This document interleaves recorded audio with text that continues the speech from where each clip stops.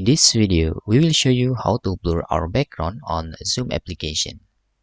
When you're joining a meeting on Zoom application, maybe for a privacy, you need to blur your background. Okay, this is, for example, my background. And to enable the blur background, it's easy. You can click this arrow and tick blur my background. Okay, this is to enable blur. And to disable, you can untick this.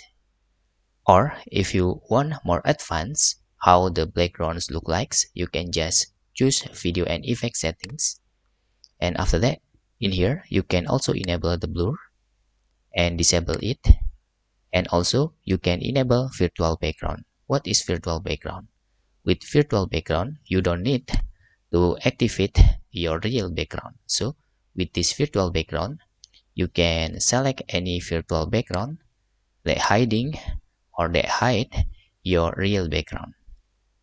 And this is the video. Okay, the background can be image or video here. And to disable it, you can just select none. And that's all how you can blur your background on Zoom for privacy.